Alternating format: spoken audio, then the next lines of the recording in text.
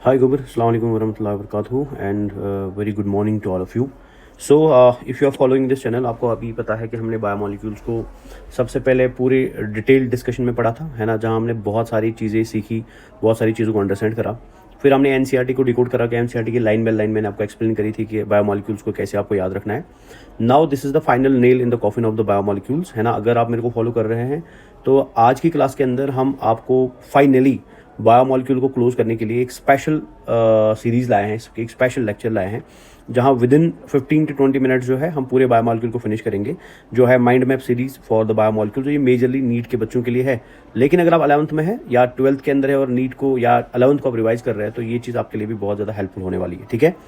तो प्लीज़ इस वीडियो को बड़ा ध्यान से देखिए, है ना, बड़ा अच्छे से देखिए, because this video is going to be one of the life changing videos to understand the biomolecules in a very detailed way. इससे बेटर तरीके से, इससे आसान तरीके से बायोमोलिक्यूल को ज़िंदगी में दोबारा कभी भी समझ नहीं सकते हैं, कभी भी पढ़ नहीं सकते हैं। तो चलिए ज़्यादा टाइम वेस्ट नहीं करते हैं, शुरू करते हैं the mind map series for the biomolecules. सबसे पहली चीज़ जो आपको माइंड मैप सीरीज में याद रखनी है, दैट इज बायोमोलिक्यूल क्या होता है, वो आपको पता होना चाहिए, ठीक है।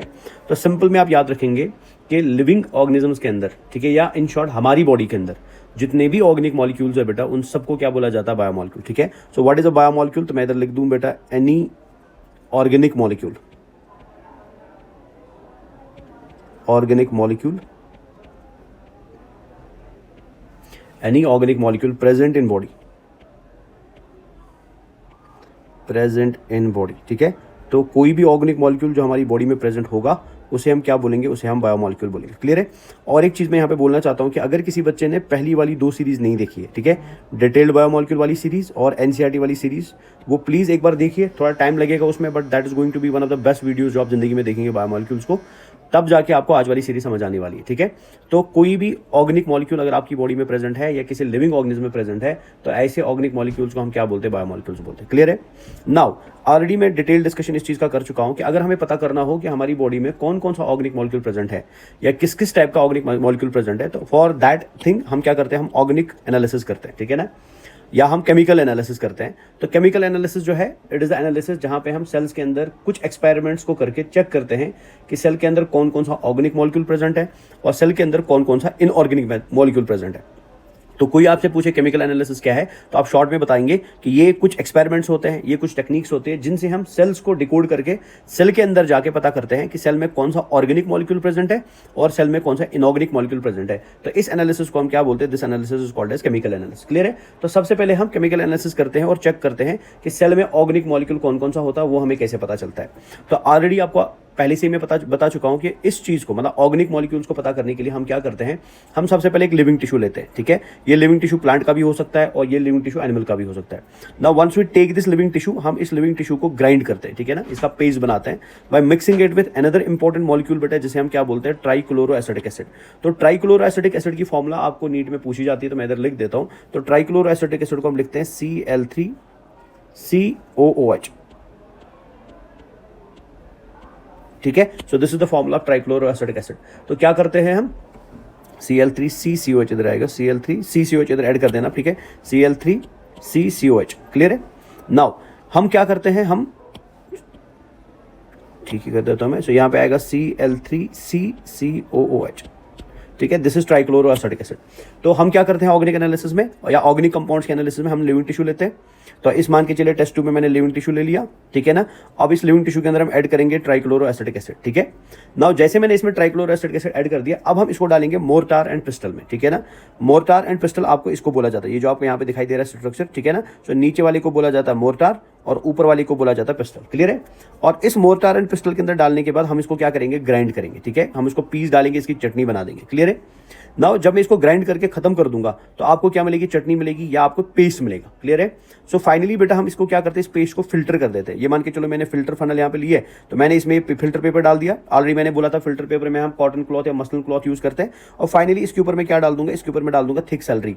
नाउ थिक सेलरी को डालने के बाद क्या होगा, ये जो चीज है ये फिल्टर हो जाएगी, ठीक है ना। फॉर एग्जाम्पल अगर मैं यहाँ पे एग्जाम्पल ले लूँ, तो मान के चलिए फॉर एग्जाम्पल ये यहाँ पे आपका बीकर है जिसमें आप ये प्रोसेस चला रहे हैं। तो ये आपका बीकर हुआ ऐसे, ये आपका बीकर हुआ ऐसे, तो यहाँ मैंने लगाया था फिल्टर पेपर इसके ऊपर, ठीक है ना। सो इस फिल्टर पेपर के ऊपर मैंने क्या रखी थी, मैंने रखी थी थिक सेलरी, तो ये मान के चलिए आपकी थिक सेलरी थी, ठीक है। नाउ थिक सेलरी को रखने के बाद क्या होगा, फिल्ट्रेशन प्रोसेस शुरू हो जाएगा। फिल्ट्रेशन के बाद कुछ चीज़ें जो वो फिल्टर होकर नीचे आएंगी, है ना, वो इस बीकर के अंदर आएंगी। तो जो चीज़ बीकर के अंदर आ रही है उसे हम नाम देते हैं फिल्ट्रेट। क्या नाम देते हैं, फिल्ट्रेट, ठीक है। फिल्टर जो हो गई, फिल्टर होने वाली चीज को बोला जाता है फिल्ट्रेट। और जो फिल्टर नहीं हुई, वो जो पीछे रह गई बेटा, ठीक है ना, रह गई से आया आर, आर का मतलब हुआ रेटिनेट, ठीक है। सो जो चीजें नीचे गई, जो फिल्टर हुई, they are called as filtrate. और जो चीजें ऊपर रह गई बेटा, रह गई, आर मतलब रह गई बेटा, उसे हम क्या बोलते हैं, रेटिनेट बोलते हैं। क्लियर है। नाउ क्वेश्चन यहाँ पे अराइज होता है कि सर जो चीज नीचे चली गई वो क्यों नीचे चली गई, या जो चीज ऊपर रह गई वो क्यों ऊपर रह गई। इसके लिए आप एक सिंपल एग्जांपल ले सकते हो। जैसे हम अपने घर में चाय बनाते हैं ना, चाय बनाने के लिए बेटा हम पानी लेते हैं, हम दूध लेते हैं, हम नमक लेते हैं, ठीक है, और आप चाय की पत्ती ले लेते हैं। क्लियर है। नाउ जब आप चाय को फाइनली बना देते हो बेटा, तो हुआ क्या, उस चाय को बनाते समय जो हमने नमक इस चाय में डाला था वो घुल गया पानी के साथ, तो मतलब वो डिजोल्व हो गया पानी के साथ, ठीक है ना, मतलब उसने सॉल्युबिलिटी दिखाई, वो सॉल्युबल है पानी के साथ। लेकिन जो चाय की पत्ती है बेटा, वो पानी के साथ घुल नहीं गई बेटा, वो ऊपर रह गई बेटा, ठीक है ना। सो बिकॉज वो घुल नहीं पाई, वो पानी में इनसॉल्युबल कैरेक्टर दिखा रही है, इसलिए वो ऊपर रह गई। बिकॉज नमक जो हमने चाय में डाला हुआ था वो पानी में घुल गया, वो सॉल्युबल हो गया बेटा, इसलिए वो कहाँ आया, नीचे आया। सो इस वजह से जो फिल्ट्रेट होता है, मतलब जो नीचे आता है बेटा, फिल्ट्रेट को हम बोलते हैं एसिड सॉल्युबल पूल। ना वाटर सॉल्युबल क्यों नहीं बोलते, बिकॉज हमने एसिड डाला था, ट्राइक्लोरो एसिड एसिड, ठीक है। और जो नीचे नहीं आ पाया, मतलब जो ऊपर रह गया रेटिनेट बेटा, इसे हम क्या बोलते हैं, एसिड इनसॉल्युबल पूल। क्लियर है। तो ये हमारा एक्सपेरिमेंट हो जाता है खत्म, जिससे हमें पता चलता है कि कौन कौन सा ऑर्गेनिक मॉलिक्यूल प्रेजेंट है। तो अगेन मैं इसको समराइज कर देता हूँ। सो हम केमिकल एनालिसिस पढ़ रहे हैं। केमिकल एनालिसिस का मतलब होता है सेल्स के अंदर पता करना कौन कौन सा ऑर्गेनिक मॉलिक्यूल या इनऑर्गेनिक मॉलिक्यूल प्रेजेंट है। अगर हम ऑर्गेनिक मॉलिक्यूल को पता करना चाहते हैं तो हम लिविंग टिश्यू लेते हैं, मिक्स करते हैं ट्राइक्लोरो एसिटिक एसिड के साथ, फिर दोनों को ग्राइंड करते हैं बेटा, ये हो गया नीचे मोर्टार और ऊपर हो गया पिस्टल, और एक थिक सेलरी बनाते हैं, एक पेस्ट बनाते हैं, एक चटनी बनाते हैं। चटनी को फिल्टर कर देते हैं। फिल्टर करने के बाद कुछ चीजें नीचे आ जाती है जिन्हें हम फिल्ट्रेट बोलते हैं, कुछ चीजें ऊपर जाती है जिन्हें हम रेटिनेट बोलते हैं। जो चीज फिल्टर हुई वो है फिल्ट्रेट, जो चीज ऊपर रहेगी वो है रेटिनेट। नाउ फिल्ट्रेट को हम एसिड सॉल्युबल पूल भी बोलते हैं, क्यों, बिकॉज इसने सॉल्युबिलिटी दिखाई, वो डिसॉल्व हो गया बेटा, ठीक है। और रेटिनेट को हम बोलते हैं एसिड इनसॉल्युबल पूल, क्यों, बिकॉज वो डिसॉल्व नहीं हो पाया, इसलिए उसे क्या बोला हमने, एसिड इनसॉल्युबल पूल बोला। क्लियर है। नाउ जब हम फिल्ट्रेट को देखते हैं तो हमने क्या देखा, फिल्ट्रेट में बहुत सारे ऑर्गेनिक कंपाउंड्स मिले, ठीक है ना। फिल्ट्रेट में हमें क्या मिले, बहुत सारे ऑर्गेनिक कंपाउंड्स मिले। अब कौन कौन सा ऑर्गेनिक कंपाउंड मिला ये मैं ऑलरेडी आपको बता चुका हूं, तो अगर आप बोलना चाहे तो आप प्लीज बोल सकते हो कमेंट्स के अंदर, या एटलीस्ट अपने दिमाग के अंदर बोल सकते हो अभी, सो दैट आपको रिवाइज हो जाएगा हमने कौन कौन सा ऑर्गेनिक कंपाउंड पढ़ा हुआ है, ठीक है ना। सो ये हमारा इधर फिल्ट्रेट आ गया, ये हमारा फिल्ट्रेट आ गया। नाउ फिल्ट्रेट में आपको क्या क्या मिलता है, ठीक है। सो अगर आपको याद हो अभी भी, तो मैंने बोला था फिल्ट्रेट के अंदर हमें मिलते हैं स्मॉल साइज के ऑर्गेनिक मॉलिक्यूल्स। कितने स्मॉल साइज के वो थोड़ी देर में देखेंगे। जैसे फॉर एग्जांपल यहां पे आपको मिलेंगे सिंपल शुगर्स,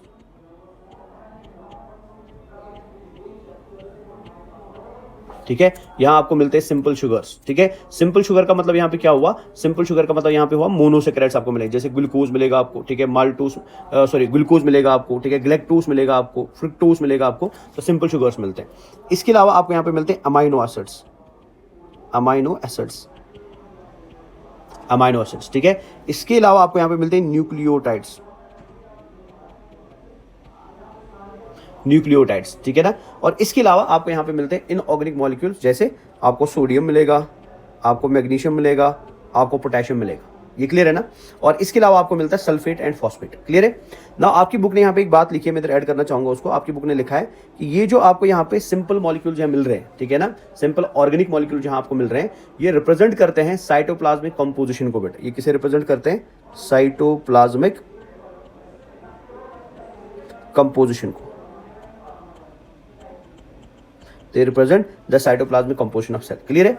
अब इधर आते हैं ना, हमारे पास है एसिड इनसॉल्युबल पूल। क्लियर है। सो एसिड इनसॉल्युबल पूल जो है बेटा, इसमें भी बहुत सारे मॉलिक्यूल्स होंगे, ऑर्गेनिक मॉलिक्यूल्स होंगे बेटा, ठीक है। नाउ ये ऐसे ऑर्गेनिक मॉलिक्यूल्स हैं जो बड़े साइज के होते हैं, ठीक है ना। Because of their large size बेटा ये नीचे नहीं आ पाए, ये फिल्टर नहीं हो पाए बेटा, ठीक है ना। इसलिए हमने इनको क्या बोला, रेटिनेट और एसिड इनसॉल्युबल बोला। जैसे यहां पे आपको मिलेंगे पॉलीसैकेराइड्स,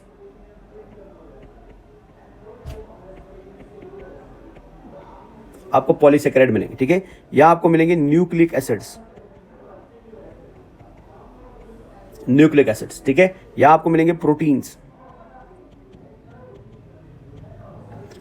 क्लियर है। और इसके अलावा यहां पे आपको और एक चीज भी मिलती है जो आपको याद होगी फॉर श्योर, ठीक है ना, जो ऑल्दो यहां नहीं होनी चाहिए, बट बिकॉज वो इनसॉल्युबल होते हैं बेटा, इसलिए वो यहां पाए जाते हैं, ठीक है। एक्सेप्शन यहां पे लिख देता हूं मैं। तो इसके अलावा यहां पे एक एक्सेप्शन भी मिलती है, दैट इज लिपिड्स। ठीक है। तो लिपिड के बारे में आपको याद रखना है, लिपिड मिलता तो है एसिड इनसॉल्युबल पूल में, ठीक है, लिपिड मिलता तो है एसिड इनसॉल्युबल पूल में बेटा, ठीक है ना, बट ये नेचर में होता है एक्चुअली में molecule which belongs to the acid soluble pool, ठीक है। तो इस वजह से यहां पे एक बात मैं ऐड कर देता हूं, तो लिपिड जो होते हैं बेटा ये स्मॉल साइज होता है इनका, ठीक है ना, बट ये बनाते हैं वेसिकल्स, बट फॉर्म वेसिकल्स, ठीक है ना। सो लिपिड रियलिटी में तो है स्मॉल साइज का, ठीक है। तो मतलब ये होना चाहिए था कहां पे बेटा, एसिड सॉल्युबल पूल में, लेकिन फिर ये एसिड इनसॉल्युबल पूल में कैसे आया? ये एसिड इनसॉल्युबल पूल में इसलिए आता है बिकॉज ये नेचर में बनाता है क्या, वेसिकल्स, जो सॉल्युबिलिटी का प्रॉपर्टी नहीं दिखाती है बेटा, क्लियर है। नाउ यहां पे एक बात मैं ऐड करना चाहूंगा जो आप याद रखेंगे, जो एसिड इनसॉल्युबल पूल है बेटा, ठीक है ना, वो रिप्रेजेंट करता है एक सेल का साइटोप्लाज्म प्लस ऑर्गेनेलीज की कंपोजिशन को, ऑर्गेनेलीज की कंपोजिशन। तो ये क्लियर है, तो ये आपका हो जाता है first part finish. Now while we were doing this experiment बेटा, ठीक है, जब हम ये एक्सपेरिमेंट कर रहे थे तो हमने एक और चीज ऑब्जर्व करी बेटा, हमने क्या देखा कि जो मॉलिक्यूल हमें एसिड सॉल्युबल पूल में मिलते हैं, जो मॉलिक्यूल हमें एसिड सॉल्युबल पूल में मिलते हैं, वो मॉलिक्यूलर वेट में बिलोंग करते हैं अप्रोक्सीमेटली टू 80 to 800 डाल्टन की कैटेगरी को। मतलब कि जितने भी बायोमॉलिक्यूल्स हमें एसिड सॉल्युबल पूल में मिल रहे हैं उनका मिनिमम मॉलिक्यूलर वेट हो सकता है 80 और मैक्सिमम हो सकता है 800 डाल्टन, ठीक है। वही जब हम इन मॉलिक्यूल्स को देखते हैं जो एसिड इनसॉल्युबल पूल में मिल रहा है, हमने क्या देखा कि इनका मॉलिक्यूलर वेट जो है it can go for greater than 10,000 daltons, 10,000 daltons. So अगर आप इन दोनों चीजों को कंपेयर करेंगे, आप क्या देख रहे हो कि जो एसिड सॉल्युबल पूल वाले मॉलिक्यूल्स है उनका मॉलिक्यूलर वेट कम है कंपेरेटिव टू द मॉलिक्यूल्स बेटा जो कहां पे पाए जाते हैं, एसिड इनसॉल्युबल पूल में पाए जाते हैं। So that means they are low molecular weight organic compounds, और इनको मैं लिखूंगा they are high molecular weight organic compounds, because acid insoluble pool वाले मॉलिक्यूल जो है उनका मॉलिक्यूलर वेट जो होता है गुबर वो कम होता है, ठीक है, बिकॉज जो मॉलिक्यूल्स एसिड सॉल्युबल पूल में मिल रहे हैं तो उन मॉलिक्यूल्स का मॉलिक्यूलर वेट क्या होता है, कम होता है, ठीक है। इस वजह से इन्हें हम बोलते हैं माइक्रो मॉलिक्यूल्स। क्या बोलते हैं? माइक्रो मॉलिक्यूल्स, ठीक है। माइक्रो क्यों? बिकॉज ये साइज में छोटे होते हैं, तो इन्हें बोला जाता है बायो माइक्रो मॉलिक्यूल्स। तो अगर आपसे कोई पूछे कि बायो माइक्रो मॉलिक्यूल किसे बोला जाता है, तो आपका आंसर सीधे होना चाहिए कि बायो माइक्रो मॉलिक्यूल जो होते हैं बेटा ये ऐसे मॉलिक्यूल्स होते हैं which are present in the acid soluble pool, जिनका मॉलिक्यूलर वेट जो है वो रेंज करता है फ्रॉम 80 to 800 डाल्टन्स में बेटा, क्लियर है। एग्जांपल्स मैंने यहाँ पे लिख दिए। वही अगर आप इन मॉलिक्यूल्स के देखेंगे, इनका मॉलिक्यूलर वेट तो है ग्रेटर देन 10,000 डाल्टन्स, तो मतलब ये बड़े साइज के मॉलिक्यूल्स है बेटा, इस वजह से इन्हें बोला जाता है bio macro molecules, bio macro molecules, ठीक है। तो एक को हम नाम देते हैं बायो माइक्रो मॉलिक्यूल और एक को हम नाम देते हैं बायो मैक्रो मॉलिक्यूल, क्लियर हुआ। नाउ अब हमें इन मॉलिक्यूल्स की एनालिसिस जब करनी है तो हमें कैसे पता चलता है कि मॉलिक्यूल का स्ट्रक्चर क्या है, मॉलिक्यूल की फॉर्मूला क्या है। फॉर दैट हम एक एक्सपेरिमेंट करते हैं which is called as identification of the compounds. Now identification of the compound में हम क्या क्या करते हैं, सबसे पहले हम सेपरेशन करते हैं मॉलिक्यूल्स का, जैसे आपने इधर देखा हमने मॉलिक्यूल्स की सेपरेशन करी। फिर हम मॉलिक्यूल्स को प्यूरिफाई करते हैं, मतलब हम प्रोटीन को अलग कर देंगे, कार्बोहाइड्रेट को अलग कर देंगे, लिपिड को अलग कर देंगे, न्यूक्लिक एसिड को अलग कर देंगे, ठीक है। फिर उसके बाद हम यूज करते हैं कुछ एनालिटिकल टेक्निक्स, और इन एनालिटिकल टेक्निक्स को यूज करके बेटा हमें मॉलिक्यूल का मॉलिक्यूलर फॉर्मूला और उसके स्ट्रक्चर के बारे में पता चल जाता है, ठीक है। सो आइडेंटिफिकेशन ऑफ कंपाउंड में सीक्वेंस क्या होता है, तो आइडेंटिफिकेशन ऑफ कंपाउंड में सबसे पहले सेपरेशन होता है, फिर प्यूरिफिकेशन होता है, फिर एनालिसिस होती है थ्रू एनालिटिकल टेक्निक्स, और उसके बाद डिकोड होता है मॉलिक्यूलर फॉर्मूला और स्ट्रक्चर ऑफ द कंपाउंड। ये क्लियर है। तो ये हमारा हो गया ऑर्गेनिक कंपाउंड का एनालिसिस। नाउ अगर हम इनऑर्गेनिक कंपाउंड की एनालिसिस करना चाहे, हम देखना चाहते हैं कि सेल में कौन कौन सा इनऑर्गेनिक कंपाउंड प्रेजेंट है, सेल में कौन कौन सा इनऑर्गेनिक मॉलिक्यूल प्रेजेंट है, तो वो हम कैसे करते हैं। फॉर दैट हम क्या लेंगे, सबसे पहले एक लिविंग टिश्यू लेंगे, ठीक है ना, और इसका वजन करेंगे। तो लिविंग टिश्यू का जब हम वजन करते हैं लिविंग फॉर्म में इंक्लूडिंग वाटर बेटा, उसे हम नाम देते हैं वेट वेट। ये प्लीज याद रखना, वेट वेट का मतलब क्या होता है, लिविंग टिश्यू का वजन अलोंग विद द वाटर बेटा जो उस लिविंग टिश्यू में प्रेजेंट होगा। फिर उसके बाद हम इस लिविंग टिश्यू को करेंगे ड्राई। क्या करेंगे? ड्राई करेंगे, ड्राई करेंगे, क्लियर है। तो जब आप इसके ड्राई करोगे तो इसका सारा पानी निकल जाएगा, पानी निकल जाएगा तो ये लिविंग टिश्यू सूख जाएगा, ठीक है। सूखने के बाद अगेन इसका वेट करेंगे जिसे हम बोलते हैं ड्राई वेट, ठीक है। तो वेट वेट मतलब along with water, dry weight मतलब विदाउट वाटर, क्लियर है। फिर उसके बाद मैं क्या करूंगा, इसको आग लगा दूंगा। तो मैंने इस लिविंग टिश्यू में लगा दी आग, ठीक है, मैंने इसको जला दिया। तो जब आप इस लिविंग टिश्यू को जला दोगे, जो भी इसमें कार्बन कंटेनिंग कंपाउंड्स होंगे, जैसे प्रोटीन, जैसे कार्बोहाइड्रेट, जैसे न्यूक्लिक एसिड, जैसे फैट्स, ठीक है ना, ये सब के सब बर्न हो जाएंगे, ठीक है ना। बर्न मतलब ये ऑक्सीडाइज हो जाएंगे और ये निकल जाएंगे इस पर्टिकुलर मॉलिक्यूल से in the form of carbon dioxide and water, ठीक है। तो सारे के सारे ऑर्गेनिक मॉलिक्यूल जल के बाहर आ गए, किसकी फॉर्म में? कार्बन डाइऑक्साइड एंड वाटर की फॉर्म में। पीछे रह जाएगा बेटा आश, ठीक है ना। सो पीछे जो रह गई ऐश बेटा, उस ऐश की हम करेंगे एनालिसिस, ठीक है। और जब हम इस ऐश की एनालिसिस करते हैं, उसकी एनालिसिस से हमें पता चलता है कि इसमें कौन कौन सा इनऑर्गेनिक सब्सटेंस प्रेजेंट है, जैसे इसमें कैल्शियम होगा, इसमें मैग्नीशियम होगा, या बाकी इनऑर्गेनिक सब्सटेंसेस प्रेजेंट होंगे। ये क्लियर है कि नहीं है बेटा, ठीक है ना। सो इस टेक्निक को इस वजह से, बिकॉज इसमें हम ऐश की एनालिसिस करते हैं, इसे हम नाम देते हैं ऐश एनालिसिस। क्या नाम देते हैं? ऐश एनालिसिस। तो ऐश एनालिसिस जो है, इसमें आपको याद रखना एग्जाम के लिए, ऐश एनालिसिस हम करते हैं किसके लिए? ऐश एनालिसिस हम करते हैं for the decoding of inorganic compounds, ठीक है। और ट्राइक्लोरो एसिटिक एसिड एनालिसिस हम करते हैं for decoding the organic compounds. तो जब भी आपको एक सेल में पता करना हो कि कौन कौन सा ऑर्गेनिक कंपाउंड प्रेजेंट है, तो उसके लिए आप यूज करेंगे ट्राइक्लोरो एसिटिक एसिड टेक्निक। और जब भी आप सेल में पता करना चाहते हैं कौन कौन सा इनऑर्गेनिक कंपाउंड प्रेजेंट है, तो उसके लिए आप यूज करेंगे ऐश एनालिसिस। क्लियर है? नाउ ऐश एनालिसिस में जो आपको कंपाउंड्स मिलते हैं, जैसे कैल्शियम मिलेगा, जैसे मैग्नीशियम मिलेगा, इसके अलावा बेटा आपको यहाँ पे सोडियम मिलता है, ठीक है। आपको यहाँ पे पोटेशियम मिलता है, ठीक है। आपको यहाँ पे NaCl मिलता है, आपको यहाँ पे CaCO3 मिलता है, ठीक है। आपको यहाँ पे फॉस्फेट मिलता है, ठीक है। आपको यहाँ पे सल्फेट्स भी मिलते हैं, SO4। ये क्लियर हुआ? तो ये हमारा फर्स्ट पार्ट हो जाता है खत्म, जहां हमने समझा कि एनालिसिस मॉलिक्यूल्स की कैसे करी जाती है और कैसे हम डिकोड करते हैं कि मॉलिक्यूल में कौन कौन सा कंपाउंड, कौन कौन सा मॉलिक्यूल पाया जाता है। ये क्लियर है? नाउ नेक्स्ट चीज मैं इधर ऐड कर देता हूँ। Now while doing this analysis बेटा, हमने और एक एनालिसिस करी है बायोमॉलिक्यूल्स की, जिसे हम नाम देते हैं एलिमेंटल एनालिसिस, ठीक है। This is called as elemental analysis.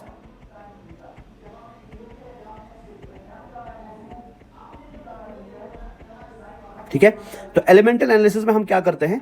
हम कंपैरिजन करते हैं कि लिविंग टिश्यूज के अंदर कौन कौन सा मॉलिक्यूल प्रेजेंट है और अर्थ के क्रस्ट में कौन कौन सा मॉलिक्यूल प्रेजेंट। मतलब हम एक तरीके से एनालाइज करते हैं the elements present in the living tissue and the elements present in the human body. तो सबसे पहले याद रखेंगे, आपकी एनसीईआरटी लिख रही है कि चाहे ह्यूमन बॉडी हो या चाहे लिविंग टिश्यू है, दोनों में सेम टाइम के एलिमेंट्स पाए जाते हैं। जैसे दोनों में हाइड्रोजन होगा, दोनों में कार्बन होगा, ठीक है। दोनों में ऑक्सीजन होगा, दोनों में नाइट्रोजन होगा, ठीक है। दोनों में सल्फर होगा, ठीक है। दोनों में सोडियम होगा, अर्थ के क्रस्ट में भी सोडियम है, हमारी बॉडी में भी सोडियम है, ठीक है ना। दोनों में कैल्शियम होगा, अर्थ के क्रस्ट में भी कैल्शियम है और हमारी बॉडी में भी कैल्शियम है, ठीक है। दोनों में मैग्नीशियम होगा, अर्थ के क्रस्ट में भी मैग्नीशियम है, हमारी बॉडी में भी मैग्नीशियम है, और दोनों में सिलिकॉन होगा, ठीक है ना। तो अर्थ के क्रस्ट में भी सिलिकॉन है और हमारी बॉडी में भी सिलिकॉन है। ये क्लियर है? सो अगर आप ध्यान से देखेंगे इस बेसिस पे आपको क्या दिख रहा है कि जब हम कंपैरिजन करते हैं एलिमेंट्स का कि अर्थ के क्रस्ट में कौन सा एलिमेंट है या नॉन लिविंग में कौन सा एलिमेंट है और लिविंग में कौन सा एलिमेंट है, वी फाइंड आउट कि जो एलिमेंट्स लिविंग में होते हैं वही एलिमेंट्स किस में होते हैं, नॉन लिविंग में भी होते हैं। लेकिन जब हम इन एलिमेंट्स की कंपोजिशन चेक करते हैं या इनका परसेंटेज चेक करते हैं कि लिविंग में ये क्या है और नॉन लिविंग में क्या है, आपको डिफरेंसेस देखने को मिलती है।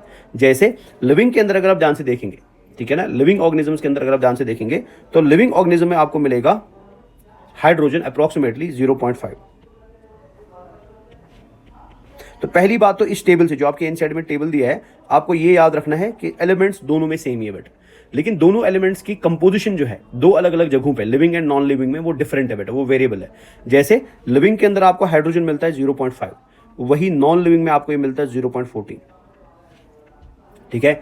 लिविंग के अंदर अगर आप ध्यान से देखेंगे आपको कार्बन मिलता है 18.5, ठीक है। वही अगर आप नॉन लिविंग में देखेंगे आपको मिलेगा 0.03, ठीक है। ऑक्सीजन अगर आप ध्यान से देखेंगे तो लिविंग में आपको ऑक्सीजन मिलता है 65.0 के आसपास, ठीक है। वही अगर आप नॉन लिविंग में देखेंगे ये आपको मिलता है 46.6। डन। लिविंग में अगर आप नाइट्रोजन देखेंगे, ठीक है ना, लिविंग में अगर आप नाइट्रोजन देखेंगे तो ये आपको मिलता है अप्रोक्सीमेटली 3.3 के आसपास लिविंग में, ठीक है। वही अगर आप नॉन लिविंग मतलब अर्थ के क्रस्ट में देखोगे तो ये आपको बहुत कम मिलेगा, वेरी लिटिल या नेग्लेजिबल पे आप लिख सकते हो, बहुत कम मिलेगा, ठीक है। लिविंग में अगर आप सल्फर देखेंगे, ठीक है, तो आपको मिलता है 0.3 के आसपास, ठीक है। वही अगर आप नॉन लिविंग में देखेंगे ये आपको मिलेगा 0.03 के आसपास, ठीक है। लिविंग में अगर आप सोडियम को देखेंगे तो आपको मिलता है 0.2 के आसपास, ठीक है। वही अगर आप नॉन लिविंग में देखेंगे तो ये आपको मिलेगा 2.8 के आसपास। क्लियर। लिविंग में अगर आप कैल्शियम को देखेंगे तो वो आपको मिलता है 1.5 के आसपास। वही अगर आप नॉन लिविंग में देखेंगे तो आपको मिलेगा 3.6 के आसपास। लिविंग में अगर आप मैग्नीशियम को देखेंगे तो वो आपको मिलेगा 0.1 के आसपास, और वही अगर आप नॉन लिविंग में देखेंगे तो ये मिलता है आपको 2.1 के आसपास। लिविंग में अगर आप सिलिकॉन देखेंगे तो बहुत कम मिलेगा, नेग्लिजिबल मिलेगा। नॉन लिविंग में आपको अप्रॉक्सीमेटली मिलता है 27.7% के आसपास। सो अगर आप इस टेबल को ध्यान से कंपेयर करेंगे ना, तो इसमें आपको याद क्या रखना है एग्जाम के लिए, याद बस इतना रखना है कि लिविंग ऑर्गेनिज्म में कौन से एलिमेंट्स ज्यादा होते हैं। तो कौन ज्यादा होते हैं, ठीक है ना। तो कौन क्या हो गया, कार्बन। कौन क्या हो गया, कार्बन ज्यादा होता है, हाइड्रोजन ज्यादा होता है, ऑक्सीजन ज्यादा होता है, नाइट्रोजन ज्यादा होता है, ठीक है। तो लिविंग ऑर्गेनिज्म में कौन ज्यादा है, तो शॉर्ट में ट्रिक भी याद रखेंगे, कौन ज्यादा है, CHON ज्यादा है। ये क्लियर है ना। तो लिविंग ऑर्गेनिज्म में कौन ज्यादा है, कार्बन, हाइड्रोजन, ऑक्सीजन, नाइट्रोजन ज्यादा है। ये क्लियर है। और सल्फर भी आप ऐड करना चाहते हो तो सल्फर भी ऐड कर सकते हो, कोई मसला नहीं है बेटा, क्लियर है।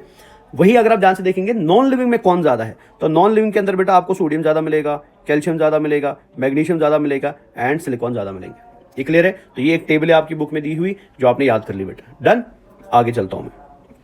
नाउ अगर आप अपनी एनसीईआरटी को ध्यान से देखेंगे तो वहां ये डेफिनेशन दिया हुआ जो बेस अभी मैंने आपको बताई भी थी।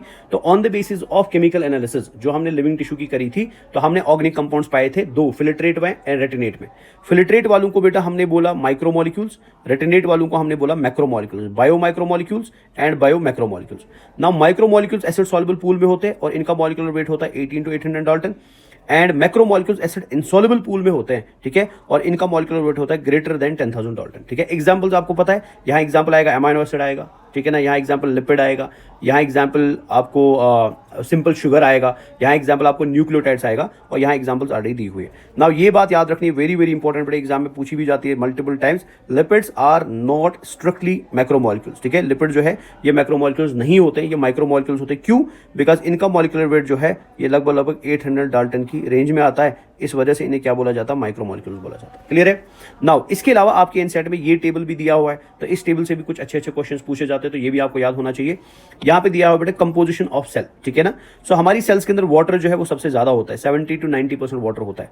प्रोटीन जो है बेटा वो 10 से 15% होता है, कार्बोहाइड्रेट 3% होता है, लिपिड 2% होता है, न्यूक्लिक एसिड 5 से 7% होता है, और इनऑर्गेनिक आयन जो है वो बहुत कम होते हैं, अप्रॉक्सिमेटली 1% के आसपास होते हैं। सो इधर से क्वेश्चन जो पूछा जाएगा, अगर आपसे पूछा जाए कि लिविंग टिश्यूज या लिविंग सेल्स के अंदर कौन सा मॉलिक्यूल सबसे हाईएस्ट कॉन्सेंट्रेशन में है, तो एग्जांपल वाटर आएगा, ठीक है। कौन सा इनऑर्गेनिक मॉलिक्यूल सबसे हाईएस्ट कॉन्सेंट्रेशन में है, तो एग्जांपल अगेन वाटर आएगा। कौन सा ऑर्गेनिक मॉलिक्यूल सबसे हाईएस्ट कॉन्सेंट्रेशन में है, तो एग्जांपल बेटा प्रोटीन आएगा। प्रोटीन जो है ये मोस्ट अबंडेंट ऑर्गेनिक मॉलिक्यूल है बेटा एक सेल के अंदर, ठीक है। लीस्ट अबंडेंट ऑर्गेनिक अगर आपसे पूछा जाए तो लिपिड आएगा। लीस्ट अबंडेंट क्या होता है, लिपिड होता है, ठीक है। और अगर इन जनरल लीस्ट पूछा जाए तो क्या आएगा, आयॉन्स आएंगे बेटा। ये क्लियर है। तो ये दो टेबल्स आपके हो जाते हैं खत्म। आगे चलता हूं मैं। नाउ नेक्स्ट जो पैराग्राफ आपकी बुक में दिया हुआ है वो थोड़ा सा बहुत कम बच्चे इस पैराग्राफ को पढ़ते हैं, जिसमें metabolism, metabolic reactions, chemical reactions, physical change, chemical change के बारे में लिखा गया है। तो इसको एक बार जल्दी जल्दी फिनिश करते हैं। तो सबसे पहले आपको पता होना चाहिए मेटाबॉलिज्म का मतलब क्या होता है, ठीक है। तो metabolism is sum total of all the biochemical reactions that occur in a cell. एक सेल के अंदर जितनी भी बायोकेमिकल रिएक्शंस होती है उन सारी रिएक्शंस को मिला के हम क्या बोलते हैं बेटा, मेटाबॉलिज्म बोलते हैं, ठीक है ना। नाउ मेटाबॉलिक रिएक्शंस दो टाइप्स की होती है, anabolic reaction and catabolic reaction. जब भी आपकी बॉडी या आपकी सेल के अंदर कोई मेटाबॉलिक रिएक्शन हो, जिस मेटाबॉलिक रिएक्शन में बॉन्ड्स बन जाते हैं, जिस मेटाबॉलिक रिएक्शन में छोटे मॉलिक्यूल जुड़ के बड़ा मॉलिक्यूल बना देते हैं, जिस मेटाबॉलिक रिएक्शंस के अंदर बेटा एनर्जी हमें देनी पड़ती है, हमें उल्टा वहां से एनर्जी मिलती नहीं है बेटा, इन रिएक्शंस को हम बोलते हैं anabolic reactions. They are called as anabolic reactions बेटा, ठीक है। तो एनाबॉलिक रिएक्शंस में एनर्जी का यूज होता है, छोटे मॉलिक्यूल जुड़ के बड़ा मॉलिक्यूल बना देते हैं, ठीक है। सिंपल से कॉम्प्लेक्स चीज बनती है, इन्हें हम बोलते हैं एनाबॉलिक रिएक्शंस। ये क्लियर है। वही अगर आप कैटाबॉलिक रिएक्शंस की बात करोगे तो कैटाबॉलिक रिएक्शंस में एक बड़ा मॉलिक्यूल टूट के छोटा मॉलिक्यूल बनता है, लार्ज मॉलिक्यूल ब्रेक होकर स्मॉलर मॉलिक्यूल्स में कन्वर्ट होते हैं, मैक्रो मॉलिक्यूल ब्रेक होकर माइक्रो मॉलिक्यूल में कन्वर्ट हो जाता है। ऐसी रिएक्शंस को हम बोलते हैं कैटाबॉलिक रिएक्शंस। तो अगर यहाँ पे बड़ा मॉलिक्यूल टूट के छोटा मॉलिक्यूल बन रहा है, सो दैट सिंपली मींस कि वहां पे बॉन्ड्स ब्रेक हो रहे हैं, और अगर बॉन्ड ब्रेक हो रहा है सो दैट मींस एनर्जी तो निकलेगी ना वहां से बेटा। क्लियर है। सो एनाबॉलिक रिएक्शंस में acidic acid to cholesterol, amino acid to the protein. Acidic acid cholesterol की कन्वर्जन में हेल्प करता है, अमाइनो एसिड प्रोटीन की ब्रेक कन्वर्जन में हेल्प करता है, छोटे अमाइनो एसिड जुड़ के प्रोटीन बनाते हैं। वही अगर आप देखोगे ग्लाइकोलाइसिस में ग्लूकोज टूट के बेटा पायरुविक एसिड में कन्वर्ट हो जाता है, लार्ज मॉलिक्यूल टूट के छोटे मॉलिक्यूल में कन्वर्ट होता है, इस वजह से इसको क्या बोला जाता है, कैटाबॉलिक रिएक्शन बोला जाता है। क्लियर है। दूसरी चीज आपके एनसीईआरटी में इस पैराग्राफ में दी है, वो दी है मेटाबॉलिक पाथवे के बारे में। मेटाबॉलिक पाथवे क्या होता है, ठीक है। सो मेटाबॉलिक पाथवे जो है बेटा ये मेटाबॉलिक रिएक्शन ही होती है, but multi step metabolic reaction होती है। सो मान के चलो फॉर एग्जांपल एक मेटाबॉलिक रिएक्शन है जिसमें सबस्ट्रेट ए कन्वर्ट हुआ बी में, फिर बी कन्वर्ट हुआ सी में, फिर सी कन्वर्ट हुआ डी में, फिर डी कन्वर्ट हुआ ई में बेटा। यहाँ एंजाइम 1 यूज हुआ, यहाँ एंजाइम 2 यूज हुआ, यहाँ एंजाइम 3 यूज हुआ, यहाँ एंजाइम 4 यूज हुआ। तो ऐसी मेटाबॉलिक रिएक्शंस जिसमें मल्टीपल स्टेप्स होते हैं और मल्टीपल स्टेप्स में अलग अलग एंजाइम्स यूज होते हैं, या कहीं पे एक ही एंजाइम जो है मल्टीपल स्टेप्स को कंट्रोल करेगा, ऐसी रिएक्शंस को हम क्या बोलते हैं? मेटाबॉलिक पाथवेज बोलते हैं, ठीक है ना। तो multi step chemical reaction when each step is catalysed by the same और डिफरेंट एंजाइम मेट, ठीक है। ऐसी मेटाबॉलिक रिएक्शंस जिनमें बहुत सारे स्टेप्स होते हैं और हर स्टेप को या तो अलग अलग एंजाइम कंट्रोल करेगा या तो सेम ही एंजाइम कंट्रोल करेगा बेटा, ऐसी मेटाबॉलिक रिएक्शंस को हम बोलते हैं मेटाबॉलिक पाथवेज। जैसे एग्जांपल है ग्लाइकोलाइसिस, ठीक है। तो ये मैंने डिटेल में ऑलरेडी आपको एक्चुअल लेक्चर में पढ़ा दिया, तो वहां आप पढ़ना चाहो तो अच्छे से पढ़ सकते हैं। नाउ मेटाबॉलिक पाथवेज की एक खास क्वालिटी क्या है, या मेटाबॉलिक पाथवेज की एक खास आई वुड से प्रॉपर्टी क्या है बेटा, कि metabolic pathways under different conditions different products देते हैं, ठीक है। तो डिफरेंट कंडीशंस में मेटाबॉलिक पाथवेज जो है वो डिफरेंट प्रोडक्ट्स को प्रोड्यूस कर सकता है। जैसे आपकी बुक में एक एग्जांपल भी दिया हुआ, फॉर एग्जांपल अगर आप ग्लाइकोलाइसिस को एरोबिक कंडीशन में करा देते हो, मतलब ऑक्सीजन के प्रेजेंस में करा देते हो, तो glycolysis is a metabolic pathway. तो when this metabolic pathway is performed in aerobic conditions, आपको जो प्रोडक्ट मिलता है ना बेटा वो पायरुविक एसिड मिलता है। वही अगर आप सेम ग्लाइकोलाइसिस को एनारोबिक कंडीशन में करवाओगे, मतलब in absence of the oxygen करवाओगे, आपको क्या मिलेगा? लैक्टिक एसिड मिलेगा, ठीक है। तो ये आप याद रखेंगे, वेरी वेरी इंपॉर्टेंट टॉपिक है आपकी बुक का, जिसको इग्नोर करते हैं बहुत सारे बच्चे, बट प्लीज आप इसे इग्नोर मत करना। तो क्लियरली पता होना चाहिए मेटाबॉलिक पाथवे क्या है। मेटाबॉलिक पाथवे में सेम या डिफरेंट एंजाइम यूज हो जाता है। मेटाबॉलिक पाथवे में आपको एग्जांपल दिया है इस टॉपिक में ग्लाइकोलाइसिस, और मोस्ट इंपॉर्टेंट चीज कि मेटाबॉलिक पाथवेज डिफरेंट कंडीशंस में डिफरेंट प्रोडक्ट्स को प्रोड्यूस करते हैं। जैसे glycolysis under aerobic condition pyruvic acid बनाता है, और वही glycolysis under anaerobic condition lactic acid को भी बनाता है। ये क्लियर हुआ? तो ये आपने यहाँ पे याद रख दिया बेटा। नेक्स्ट चीज पे चलते हैं अभी। अब लिविंग स्टेट का मतलब क्या होता है, ठीक है ना। तो एक सेल जो है अगर वो लिविंग स्टेट में है, ठीक है ना, वो लिविंग नेचर शो कर रही है, तो उसमें दो टाइप की प्रोसेसेस चलती है। एक को हम बोलते हैं फिजिकल प्रोसेस और एक को हम बोलते हैं केमिकल प्रोसेस, ठीक है। Physical state and chemical state. तो मैंने आपको ऑलरेडी डिटेल लेक्चर में बताया था, अगर कहीं पे भी कोई ऐसी रिएक्शन हो रही है जहां मॉलिक्यूल में कोई बॉन्ड ब्रेक नहीं हो रहा, मॉलिक्यूल का मॉलिक्यूलर स्ट्रक्चर बदल नहीं रहा है, मॉलिक्यूल की मॉलिक्यूलर स्टेट नहीं बदल रही है बेटा, ठीक है ना, मॉलिक्यूल का मॉलिक्यूलर फॉर्मूला नहीं बदल रहा है, बट वो एक फॉर्म से दूसरे फॉर्म में चेंज हो रहा है, ऐसी रिएक्शंस को हम बोलते हैं फिजिकल रिएक्शंस और फिजिकल प्रोसेसेस। जैसे फॉर एग्जांपल आपके पास आइस था, ठीक है, तो आपने आइस को बेटा थोड़ा हीट अप कर दिया तो वो कन्वर्ट हुआ वाटर में, फिर वाटर को और हीट अप कर दिया, वो कन्वर्ट हुआ वेपर में बेटा। चाहे आप आइस ले लो, चाहे आप वाटर ले लो, चाहे आप वाटर वेपर ले लो, इधर भी वाटर का मॉलिक्यूल है H2 है, इधर भी वाटर का मॉलिक्यूल है H2O, इधर भी वाटर का मॉलिक्यूल है H2O। तो मतलब मॉलिक्यूल के स्ट्रक्चर पे कोई फर्क नहीं पड़ रहा है, बट स्टेट बदल रहा है। It is being converted from one form to another form. ऐसी रिएक्शंस को फिजिकल रिएक्शंस बोला जाता है। बट अगर कहीं पे भी ऐसी कोई रिएक्शन हो रही है जहां मॉलिक्यूल का स्ट्रक्चर बदल रहा है, जहां पुराने बॉन्ड्स टूट रहे हैं, नए बॉन्ड्स फॉर्म हो रहे हैं बेटा, ऐसी रिएक्शंस को बोला जाता है केमिकल रिएक्शंस और केमिकल प्रोसेसेस, ठीक है। तो ग्लूकोज इन ब्लड 4.2 मिलीमोल्स पर लीटर टू 6.1 मिलीमोल्स पर लीटर। तो मतलब जब भी कोई रिएक्शन जो है, चाहे वो फिजिकल या केमिकल है, जब वो इक्विलिब्रियम में पहुंचती है, इक्विलिब्रियम स्टेट पे कोई भी एनर्जी का एक्सपेंडिचर नहीं होता है, ठीक है। Equilibrium state can not perform any work. Energy spend to convert equilibrium state into the non equilibrium state. जब भी आपको एक रिएक्शन को इक्विलिब्रियम स्टेट से निकालना हो और एक नॉन इक्विलिब्रियम स्टेट में लाना हो, तो आपको एनर्जी देनी पड़ेगी ऐसी रिएक्शन को। There is no uncatalysed metabolic conversion in the living state, ठीक है। लिविंग रिएक्शंस मेजरली एंजाइम के प्रेजेंस में होती है, रेयरली एंजाइम के बगैर होती है बेटा, ठीक है। तो ये इधर खत्म हो जाता है। Dynamic state of the body, very very important point again. Flow of metabolites through metabolic pathway has a definite rate and direction. मतलब जब भी कोई मेटाबॉलिक पाथवे, मेटाबॉलिक रिएक्शन चलती है, जो भी उसके अंदर सबस्ट्रेट्स मूव कर रहे हैं बेटा, उनका एक प्रॉपर डायरेक्शन होता है, उनका एक प्रॉपर पाथ होता है, वो कभी भी रैंडमली फ्लो नहीं कर सकते। इसे हम क्या बोलते हैं? Dynamic state of the body बोलते हैं, ठीक है ना। बायो एनर्जेटिक्स क्या होता है? Branch of biology deals with the production, storage and consumption of the energy. वो पार्ट ऑफ बायोलॉजी या वो ब्रांच ऑफ बायोलॉजी जहां हम पढ़ते हैं कि एक रिएक्शन में एनर्जी कैसे बनती है, एक रिएक्शन में जो बनी हुई एनर्जी उसे स्टोर कैसे करा जाता है, या उस एनर्जी को यूज कैसे करा जाता है, उसे हम क्या बोलते हैं? बायो एनर्जेटिक्स बोलते हैं। क्लियर है? नाउ टर्न ओवर रेट क्या होता है, या टर्न ओवर नंबर क्या होता है? ये आपके एंजाइम्स में दिया हुआ है। The duration for which a biomolecule physiologically active before being turned into some other molecule. मतलब जब तक एक मॉलिक्यूल दूसरे मॉलिक्यूल में कन्वर्ट हो जाता है तो कितना टाइम वो लेगा कन्वर्ट होने में, so that is called as turn over rate. जैसे अमाइनो एसिड अमाइड में कन्वर्ट होगा by release of the carbon dioxide, ये कितने समय में होगा? That is called as turn over rate. ये क्लियर हुआ? अब आते हैं वेरी वेरी इंपॉर्टेंट टॉपिक की तरफ। सो आपकी बुक के अंदर और एक टॉपिक दिया हुआ है, primary metabolites and secondary metabolites, ठीक है। तो ये भी मैं ऑलरेडी आपको पढ़ा चुका हूं बेटा। प्राइमरी मेटाबोलाइट ऐसे मॉलिक्यूल्स को बोला जाता है, ठीक है। प्राइमरी मेटाबोलाइट ऐसे मॉलिक्यूल्स को बोला जाता है जो लगभग सेम होते हैं डिफरेंट स्पीशीज में, ठीक है ना। ये लगभग लगभग सेम स्ट्रक्चर के होते हैं, सेम काम करते हैं डिफरेंट स्पीशीज में, उन्हें हम बोलते हैं प्राइमरी मेटर। जैसे ग्लूकोज सब में सेम होगा, काम भी सेम करेगा, फैट सब में सेम होगा, काम भी सेम करेगा, प्रोटीन सब में सेम होगा, काम भी सेम करेगा, अमाइनो एसिड सब में सेम होगा, काम भी सेम करेगा, तो इन्हें हम बोलते हैं प्राइमरी मेटाबोलाइट्स। सेकेंडरी मेटाबोलाइट्स जो होते हैं बड़े अलग अलग स्पीशीज में अलग अलग होते हैं, they are different in the different species, ठीक है। प्राइमरी मेटाबोलाइट जो है ये डायरेक्टली फिजियोलॉजिकल फंक्शंस में इन्वॉल्व होते हैं बेटा, ठीक है ना। Secondary metabolites directly physiological functions में, ग्रोथ में पार्टिसिपेट नहीं करते हैं बेटा, ठीक है ना। ये बनते हैं फ्रॉम द प्राइमरी मेटाबोलाइट्स, ठीक है। प्राइमरी मेटाबोलाइट्स में एग्जांपल आएगा कार्बोहाइड्रेट्स, विटामिन, फैटी एसिड्स, जैसे लैक्टिक एसिड ले लो, ठीक है, फैटी एसिड्स ले लो, प्रोटीन्स ले लो, ठीक है। They all are the examples of primary metabolites, ठीक है। तो एग्जांपल में याद रखेंगे carbohydrate, protein, lipid, nucleic acid, ये सब के सब क्या है, प्राइमरी मेटाबोलाइट्स। सेकेंडरी मेटाबोलाइट्स का आपको एक टेबल दिया हुआ है, बहुत इंपॉर्टेंट टेबल है, और नीट में इसमें most of the times questions पूछे जाते हैं, ठीक है। इस टेबल में नीट के अंदर most of the times question पूछे जाते हैं, तो इसको प्लीज इंपॉर्टेंटली याद रख लेना। जैसे सेकेंडरी मेटाबोलाइट्स में एग्जाम्पल क्या क्या आता है, pigments, toxins, drugs, lectins, alkaloids, टर्पेनॉइड्स, essential oils and polymeric substances, they all are the examples of secondary metabolites. Now pigment में example क्या आएगा, pigment में example आता है carotenoid and anthocyanin, ठीक है। टॉक्सिन में एग्जाम्पल आएगा एब्रिन एंड राइसिन, ड्रग में एग्जाम्पल आएगा विनब्लास्टीन एंड कर्क्यूमिन, लेक्टिन में एग्जाम्पल आएगा कोनकावलिन ए, वेरी वेरी इंपॉर्टेंट एग्जाम में पूछा जाता है, ठीक है। अल्कोलाइड्स में एग्जाम्पल आएगा मॉर्फिन एंड कोडीन, ठीक है। टर्पेनॉइड्स में एग्जाम्पल आएगा मोनोटर्पीन एंड डाइटर्पीन, एसेंशियल ऑयल में एग्जाम्पल आएगा lemon grass oil, and polymeric substance में एग्जाम्पल आएगा रबर, गम्स एंड सेल्यूलोज। तो इंपॉर्टेंट है ये टेबल, इसको याद रखेंगे। ये सब की सब क्या होती है, they all are secondary metabolites. इसको भी हम डिटेल में ऑलरेडी पढ़ चुके हैं, इसका भी आपको अच्छा खासा आइडिया है कि ये सब कुछ क्या है, ठीक है। सो इन वन लाइन अगर याद रखेंगे, metabolism is the dynamic network of enzyme catalysed reactions in living organisms that convert molecules and energy, maintain non equilibrium state and sustain life processes बेटा, क्लियर है। तो क्विक मेमोरी ट्रिक आप यहाँ जाते हैं, टर्नओवर रेट क्या होता है, लिविंग स्टेट क्या होता है, एनाबॉलिज्म क्या होता है, कैटाबॉलिज्म क्या होता है, मेटाबॉलिक पाथवे क्या होता है, प्राइमरी एंड सेकेंडरी मेटाबोलाइट्स का मतलब क्या होता है, ये क्लियर है। तो ये हमारा हो जाता है और एक पार्ट खत्म। तो हमने अभी तक 3 पार्ट्स खत्म कर लिए। नाउ आगे बढ़ते हैं, नेक्स्ट पार्ट पे चलते हैं, विच इज अगेन इंपॉर्टेंट।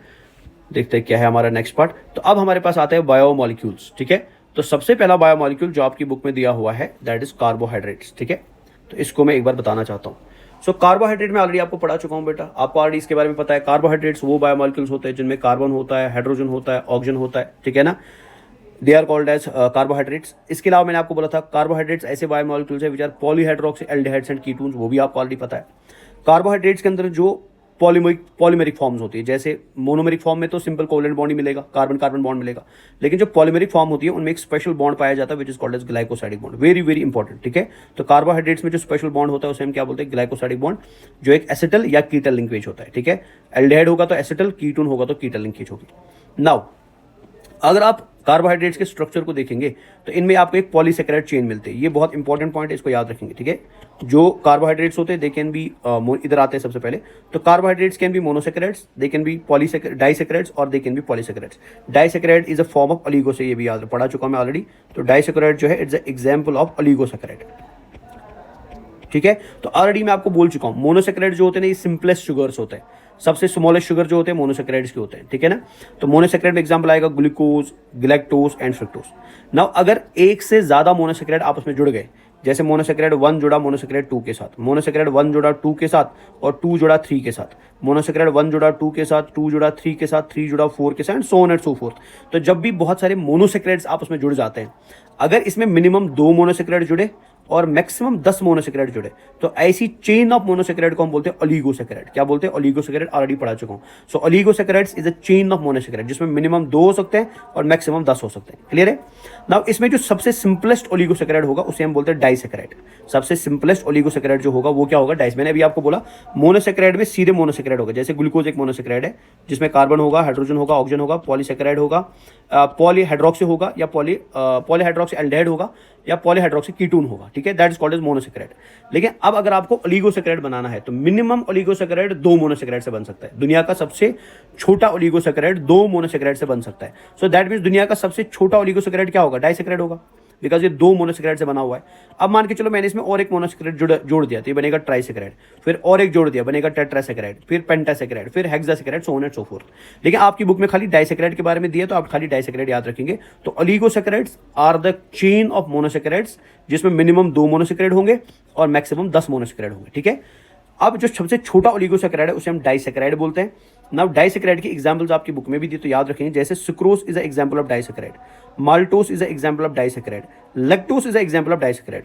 चाहे आप सुक्रोज ले लो, चाहे आप माल्टोस ले लो, चाहे आप लैक्टोस ले लो, तीनों बने होंगे दो दो मोनोसैकेराइड के ना। अब वो दो मोनोसैकेराइड कौन से, वो आपको नाम याद रखने, जैसे सुक्रोज बनता है ग्लूकोज एंड फ्रुक्टोज से, वेरी वेरी इंपॉर्टेंट।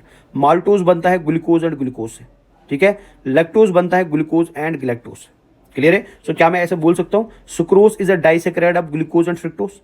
क्या मैं ऐसे बोल सकता हूं maltose is a disaccharide of glucose and glucose? क्या मैं ऐसे बोल सकता हूं lactose is a disaccharide of glucose and galactose? तो ये आपको याद रखना है शॉर्ट में, माइंड मैप में, ये आपको एग्जाम में पूछा भी जाएगा, क्लियर है। नाउ अगर कोई ऐसा कार्बोहाइड्रेट बन गया जिसमें 10 से ज्यादा मोनोसैकेराइड होंगे, अगर 10 तक होंगे तो हम उसको ओलिगोसैकेराइड बोलेंगे।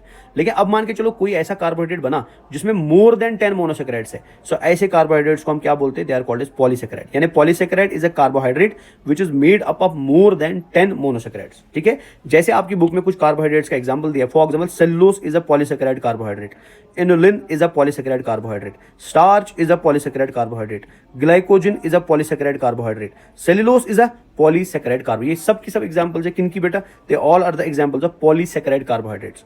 ना सेलुलोज जो है ये बहुत सारे ग्लूकोज मॉलिक्यूल्स का बनता है, स्टार्च भी बहुत सारे ग्लूकोज मॉलिक्यूल्स का बनता है, ग्लाइकोजन भी बहुत सारे ग्लूकोज मॉलिक्यूल्स का बनता है, एंड सेलुलोज भी बहुत सारे ग्लूकोज मॉलिक्यूल्स का बनता है। तो क्या मैं ऐसे बोल सकता हूं cellulose is a polymer of glucose, starch is a polymer of glucose, glycogen is a polymer of glucose, and cellulose again आया is a polymer of glucose बेटा, ठीक है। They all are polymers of the glucose.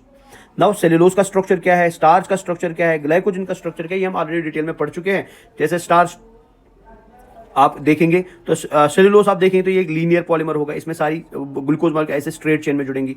Starch में आपको branching मिलेगा, glycogen में भी आपको क्या मिलती है, ब्रांचिंग मिलती है, ठीक है। स्टार्च के अंदर अल्फा 1,4 अल्फा 1,6 बॉन्ड मिलेगा, ग्लाइकोजन में भी आपको अल्फा 1,4 अल्फा 1,6 बॉन्ड मिलेगा, लेकिन सेलुलोज में खाली आपको अल्फा 1,4 ग्लाइकोसाइडिक बॉन्ड मिलता है, ये आपको ऑलरेडी पता है, ठीक है।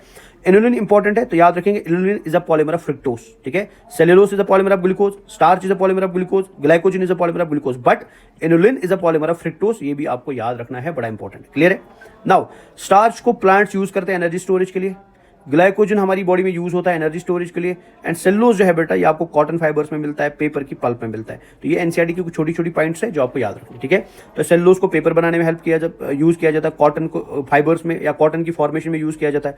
एनिमल को अगर ग्लूकोज स्टोर करना हो तो वो ग्लाइकोजन की फॉर्म में स्टोर करता है, प्लांट को अगर ग्लूकोज को स्टोर करना हो तो वो स्टार्च की फॉर्म में क्या करता है, उसे यूज करता है, क्लियर है ना। ऊपर आ जाता है ना, अगर आप किसी भी पॉलीसैकेराइड कार्बोहाइड्रेट को देखेंगे तो पॉलीसैकेराइड कार्बोहाइड्रेट में बहुत सारे मोनोसैकेराइड हो गए, जैसे इसमें मोनोसैकेराइड 1 है, फिर 2 है, फिर 3 है, फिर 4 है, फिर 5 है, फिर 6 है, फिर 7 है। तो दे ऑल आर मोनोसैकेराइड्स जो आपस में जुड़ के क्या बना रहे हैं बेटा, एक पॉलीसैकेराइड कार्बोहाइड्रेट बना रहे हैं ना। इस पॉलीसैकेराइड कार्बोहाइड्रेट का एक लेफ्ट एंड होता है, very very important.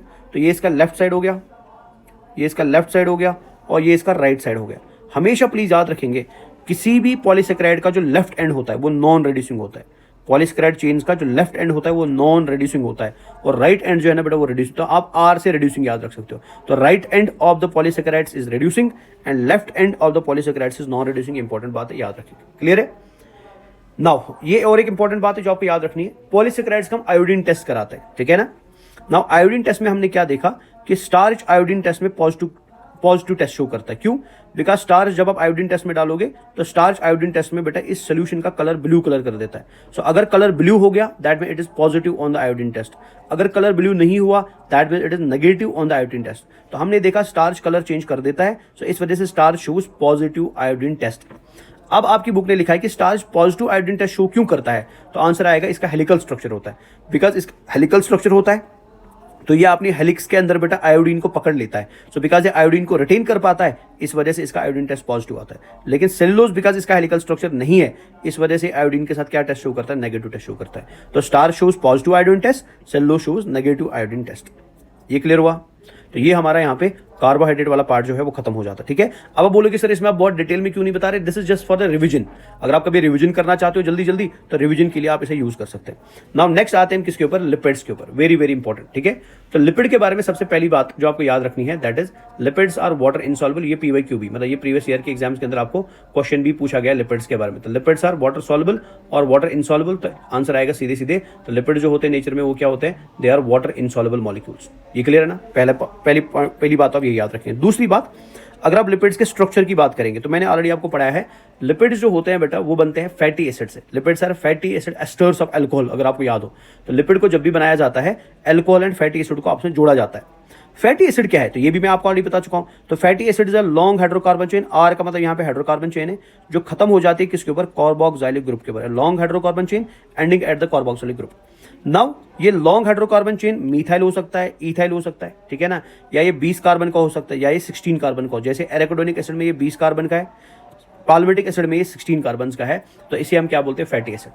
Now fatty acid आपने पढ़े थे, तो अगर आपको याद हो मैंने आपको 2 टाइप्स के फैटी एसिड पढ़ाए थे, saturated fatty acids and unsaturated fatty acids. अगर आपकी हाइड्रोकार्बन चेन में कोई डबल बॉन्ड नहीं है तो ऐसे पर्टिकुलर फैटी एसिड को हम बोलते हैं सैचुरेटेड फैटी एसिड, और अगर आपके हाइड्रोकार्बन चेन में डबल बॉन्ड्स है तो उन्हें हम क्या बोलते हैं, अनसैचुरेटेड फैटी एसिड्स। तो मैंने कुछ एग्जांपल्स भी आपको बताई थी, अगर आपको याद हो तो मैंने आपको बोला था palmitic acid, oleic acid, linoleic acid, linolenic acid, stearic acid, याद आ रहा है, ठीक है ना। सो ये सब की सब एग्जांपल्स है बेटा किनकी, फैटी एसिड्स की, जिसमें हमने अनसैचुरेटेड में पढ़ा था लिनोलिक, लिनोलेनिक, एराकिडोनिक, ठीक है ना, एंड ओलिक, ठीक है ना। तो हमने स्टीरिक पढ़ा था, ठीक है ना, लॉरिक पढ़ा था, मिरिस्टिक पढ़ा था, पाल्मिटिक पढ़ा था, वो हमने किस में पढ़ा था, सैचुरेटेड फैटी एसिड्स में पढ़ा था। ये क्लियर है। तो ये हो गया आपका saturated fatty acid and unsaturated fatty acid, clear. अब ऊपर चलते हैं। नाउ हमारी बायोलॉजिकल वर्ल्ड में लिपिड्स जो है वो 2 फॉर्म में आपको मिलते हैं, ऑयल की फॉर्म में एंड फैट की फॉर्म में। ऑयल प्लांट्स में पाया जाता है, फैट एनिमल्स में पाया जाता है। ऑयल का मेल्टिंग पॉइंट लो होता है, फैट का मेल्टिंग पॉइंट हाई होता है। ऑयल में एग्जाम्पल आएगा जिंजली ऑयल, ये प्लीज याद रखेंगे, पीवाईक्यू में पूछा भी गया है। और फैट्स में एग्जाम्पल आता है बेटा आपका लेसिथिन में, ठीक है, फॉस्फोलिपिड टाइप ऑफ फैट है, इसे हम बोलते हैं लेसिथिन, क्लियर है। नाउ ये पिक्चर आपकी एनसीईआरटी में दी, आपको ऑलरेडी ये पिक्चर पता भी होगी। तो ये पिक्चर जो है बेटा this is example of try acyl glycerol, ठीक है ना। तो ये किसका एग्जांपल दिया है, ट्राई एसाइल ग्लिसरॉल का, ट्राई एसाइल ग्लिसरॉल, ठीक है, जो आपकी बॉडी में या तो फैट की फॉर्म में मिलेगा या तो ऑयल की फॉर्म में मिलेगा। डन। नाउ क्लासिफिकेशन की बात करें, lipids can be divided into monoglycerides, diglyceride and triglyceride. RD में पढ़ा चुका हूं आपको ये। अगर एक फैटी एसिड चेन होगी तो मोनोग्लिसराइड बोलेंगे, ठीक है ना।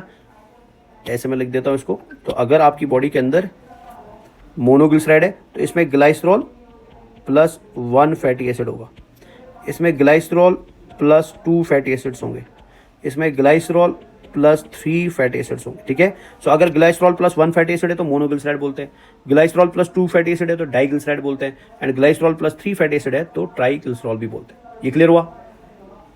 आगे चलते हैं। नाउ आपकी बायोलॉजी के अंदर और एक लिपिड भी दिया हुआ है, ठीक है ना, जिसे हम नाम देते हैं फॉस्फोलिपिड, ठीक है। अगर आपको याद हो पढ़ाया है मैंने इसको डिटेल में, फॉस्फोलिपिड, ठीक है। तो फॉस्फोलिपिड की इंपॉर्टेंस क्या है, ये बायोलॉजिकल मेम्ब्रेन्स में पाया जाता है, they are a part of the plasma membrane, ठीक है ना। ये प्लाज्मा मेम्ब्रेन के अंदर आपको देखने को मिलेगा। सो इस फॉस्फोलिपिड को बनाने के लिए अगर आपको याद हो हमने बोला था कि हम यूज करते हैं glycerol plus 2 fatty acids plus phosphoric acid, ठीक है। तो glycerol plus 2 fatty acids plus phosphoric acid मिलकर क्या बनाता है, फॉस्फोलिपिड बनाता है, जो कहाँ पाया जाता है, हमारे प्लाज्मा मेम्ब्रेन के अंदर पाया जाता है। ये क्लियर है। तो यहाँ पे आपका लिपिड क्या हो जाता है, गुबर खत्म हो जाता है। डन। तो ये बेसिक्स ऑफ द लिपिड हो गया जो आपको याद रखना है। अब आते हैं न्यूक्लिक एसिड्स पे, ठीक है। सो न्यूक्लिक एसिड जो है बेटा they are of 2 types, already में पढ़ा चुका हूँ। न्यूक्लिक एसिड जो है ये मेजरली आपको 2 टाइप्स का मिलता है, one is called as DNA and another is called as RNA, है ना। चाहे डीएनए हो या आरएनए हो बेटा, ठीक है, चाहे डीएनए हो या चाहे आरएनए हो बेटा, ये दोनों बनते हैं बाय स्पेशल मोनोमर्स जिन्हें हम बोलते हैं nucleotides. So nucleotide is a monomer of nucleic acid, ठीक है, या मैं ऐसे भी बोल सकता हूँ पॉलीमर ऑफ न्यूक्लियोटाइड्स को क्या बोला जाता है, न्यूक्लिक एसिड बोला जाता है। क्लियर है। न्यूक्लिक एसिड के अंदर जो बॉन्ड होता है बेटा उसे हम फॉस्फोडाइस्टर बॉन्ड बोलते हैं। जैसे कार्बोहाइड्रेट में बॉन्ड था ग्लाइकोसाइडिक बॉन्ड, ठीक है ना, लिपिड में बॉन्ड था ester bond, and nucleic acid के अंदर है बॉन्ड फॉस्फोडाइस्टर बॉन्ड बेटा, ठीक है। न्यूक्लिक एसिड का स्ट्रक्चर जब भी आप देखेंगे तो आपको 2 एंड्स हमेशा, जैसे आपको यहाँ पे डीएनए का स्ट्रक्चर दिखाई देता है तो इसमें एक एंड मिलेगा 3 प्राइम और दूसरा एंड मिलेगा 5 प्राइम, ठीक है ना। जो चीज 3 प्राइम वाली होती है वो खत्म हो जाती है 5 प्राइम पे, और जो चेन शुरू हो जाती है 5 प्राइम से वो शुरू खत्म हो जाती है 3 प्राइम पे, ठीक है। तो ये हमेशा आपको देखने को मिलेगा। Now nucleotide building block of the nucleic acid होता है। न्यूक्लियोटाइड बनता है न्यूक्लियोसाइड प्लस फॉस्फेट से, ठीक है। न्यूक्लियोटाइड बनता है न्यूक्लियोसाइड प्लस फॉस्फेट से। न्यूक्लियोसाइड बनता है नाइट्रोजनस बेस प्लस शुगर से। सो दैट मीन्स एक न्यूक्लियोटाइड के अंदर क्या क्या होगा, उसमें नाइट्रोजनस बेस होगा, उसमें शुगर होगा और उसमें फॉस्फेट। जब ये तीनों चीजें जुड़ जाएंगी आपस में, इनसे जो चीज बनेगी बेटा that is called as nucleotide, ठीक है। नाउ न्यूक्लियोटाइड की कुछ एग्जांपल्स है, जैसे एडेनाइलिक एसिड जो बनता है एडेनिन प्लस फॉस्फेट से, ठीक है ना। सो एडेनिन जो है बेटा उसमें शुगर भी ऐड करोगे तो बनेगा एडेनोसिन। तो एडेनाइलिक acid is called adenosine plus phosphate. Adenosine nucleoside को रिप्रेजेंट करता है, सो दैट मीन्स एडेनोसिन के अंदर आपको शुगर प्लस एडेनिन मिलेगा, शुगर प्लस एडेनिन मिलेगा। गोनाइलिक एसिड जो है बेटा ये बनता है गोनोसिन प्लस फॉस्फेट से, तो गोनोसिन के अंदर आपको शुगर मिलेगा प्लस मिलेगा गोनिन बेटा, ठीक है ना। थाइमिडाइलिक एसिड बनता है थाइमिडीन प्लस फॉस्फेट से, यूरिडाइलिक एसिड बनता है यूरिडीन प्लस फॉस्फेट से, एंड साइटिडाइलिक एसिड बनता है साइटिडीन प्लस फॉस्फेट से। तो ये है एग्जाम्पल आपकी किसकी, न्यूक्लियोटाइड की। तो अगर आपसे पूछा जाए एडेनाइलिक एसिड क्या है तो ये न्यूक्लियोटाइड है, गोनाइलिक एसिड क्या है ये भी न्यूक्लियोटाइड है, थाइमिडाइलिक एसिड क्या है ये भी न्यूक्लियोटाइड है, ठीक है। यूरिडाइलिक एसिड क्या है ये भी न्यूक्लियोटाइड है, साइटिडाइलिक एसिड क्या है दिस इज ऑल्सो है न्यूक्लियोटाइड। लेकिन अगर आपसे पूछा जाए एडेनोसिन, गोनोसिन, थाइमिडीन, यूरिडीन, साइटिडीन, ये सब की सब एग्जांपल्स होती हैं न्यूक्लियोसाइड्स की, क्लियर है। नाउ हमारे न्यूक्लिक एसिड्स के अंदर जो शुगर होता है वो दो टाइप्स का हो सकता है, राइबोस एंड डीऑक्सीराइबोस। तो मैंने ये दोनों आपको पढ़ाया। राइबोस शुगर के अंदर 2 प्राइम पे आपको OH मिलेगा, डीऑक्सीराइबोस शुगर के अंदर 2 प्राइम पे आपको खाली H मिलता है। राइबोस RNA में मिलता है और डीऑक्सीराइबोस आपको DNA में मिलता है, ठीक है। नाइट्रोजन बेसिस दो टाइप्स की होती है, प्यूरिन एंड पैरामिडीन, ठीक है ना। प्यूरिन में एग्जाम्पल आता है एडेनिन एंड गोनिन, पैरामिडीन में एग्जाम्पल आता है cytosine, thymine and uracil. Very very important job याद रखेंगे। और इसमें मैंने आपको ये चीज़ भी बोली थी, अगर आप DNA को देखेंगे तो DNA में आपको कौन कौन सी नाइट्रोजन बेस मिलती है, तो DNA में आपको एडेनिन मिलता है, DNA में आपको गोनिन मिलता है, DNA में आपको साइटोसिन मिलता है एंड DNA में आपको थायमिन मिलता है, ठीक है। तो दैट मीन्स DNA के अंदर यूरासिल इज एब्सेंट, ठीक है। यूरासिल DNA में क्या होता है, एब्सेंट होता है।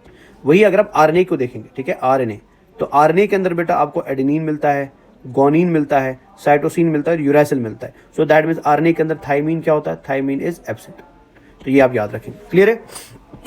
न्यूक्लिक एसिड की सिग्निफिकेंस क्या है बेटा, न्यूक्लिक एसिड जो होते हैं ये DNA एंड RNA बनाते हैं, और DNA RNA जो है ये हमारी बॉडी का क्या होता है, this is the genetic material of our body. ये क्लियर है। तो ये हमारा इधर खत्म हो जाता है। तो अगर आप यहाँ पे मेमोरी ट्रिगर करना चाहते हैं तो कार्बोहाइड्रेट्स में ग्लाइकोसाइडिक बॉन्ड होता है, मोनोसेकेराइड्स, डाइसेकेराइड्स एंड पॉलीसेकेराइड्स होते हैं। एनर्जी स्टोरेज का काम करता है स्टार्च एंड ग्लाइकोजन, ठीक है। स्टार्च बनता है, स्टार्च, ग्लाइकोजन एंड सेलुलोज बनता है ग्लूकोज से, इसलिए इनको होमोपॉलीसेकेराइड बोलते हैं, बिकॉज इनका मोनोमर सेम होता है।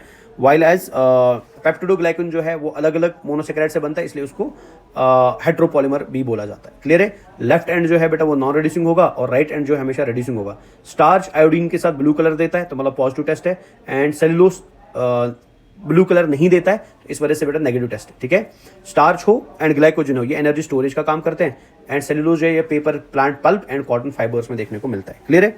लिपिड में आपको याद रखना है वाटर इनसॉल्युबल होता है, एस्टर बॉन्ड होता है, ऑयल प्लांट्स में होते हैं मेजरली तो लो मेल्टिंग पॉइंट होता है, फैट्स एनिमल्स में होते हैं हाई मेल्टिंग पॉइंट होता है, ठीक है। न्यूक्लिक एसिड में बॉन्ड होता है phosphodiester bond. Nucleotide is the monomer of nucleic acids. Nucleotide बनाने के लिए हमें नाइट्रोजन बेस चाहिए, शुगर चाहिए एंड फॉस्फेट चाहिए, और ये हमारी बॉडी में जेनेटिक मटेरियल बनाने का काम करते हैं। आयोडीन टेस्ट में आप याद रखेंगे कि अगर आयोडीन टेस्ट में ब्लू कलर आया तो पॉजिटिव टेस्ट है, कोई कलर नहीं आया तो नेगेटिव टेस्ट है। स्टार्च ब्लू कलर दिखाता है एंड सेलुलोज ब्लू कलर दिखाता नहीं है बेटा, ये क्लियर है। तो ये हमारा खत्म हो जाता है कार्बोहाइड्रेट भी, लिपिड भी एंड न्यूक्लिक एसिड भी। अब आते हैं प्रोटीन्स की तरफ। तो आई होप यहाँ तक क्लियर है। सो अभी हम प्रोटीन्स को देख लेते हैं, ठीक है ना। सो प्रोटीन जो ऑलरेडी आपको पता है building blocks of the life होते हैं फॉर श्योर। तो सबसे पहले प्रोटीन के मोनोमर यूनिट को देखते हैं, जैसे आपकी बुक में दिया है, जिन्हें हम क्या बोलते हैं, अमीनो एसिड्स बोलते हैं, ठीक है। सबसे पहले अमीनो एसिड्स के बारे में बात करते हैं, ठीक है। सो अमीनो एसिड्स के बारे में आपको ऑलरेडी पता है, they are the monomers of the protein, जैसे आपको ऑलरेडी पता है, पहली बात। दूसरी बात आपकी बुक में लिखा है दे आर सबस्टिट्यूटेड मीथेन्स, ठीक है। ये नीट में भी पूछा गया था, इस बार क्वेश्चन मैंने क्लास में भी पढ़ाया था आपको। सबस्टिट्यूटेड मीथेन मैंने समझाया था कि मीथेन में CH4 होता है, तो आप सबस्टिट्यूशन रिएक्शन की वजह से एक हाइड्रोजन के बदले NH2 आया, दूसरे हाइड्रोजन के बदले COH आया, तीसरे हाइड्रोजन के बदले आर्चिन आई, और चौथा हाइड्रोजन अभी भी वहीं भी प्रेजेंट है, ठीक है। इस वजह से सबस्टिट्यूटेड मीथेन बोला जाता है। नाउ अमीनो एसिड्स के बारे में आपको याद रखना है कि इनके स्ट्रक्चर में आपको एक बेसिक ग्रुप मिलता है विच इज अमीनो ग्रुप, एक एसिडिक ग्रुप मिलता है which is carboxylic group, clear है, और एक वेरिएबल चेन मिलती है जिसे हम क्या बोलते हैं, are chain.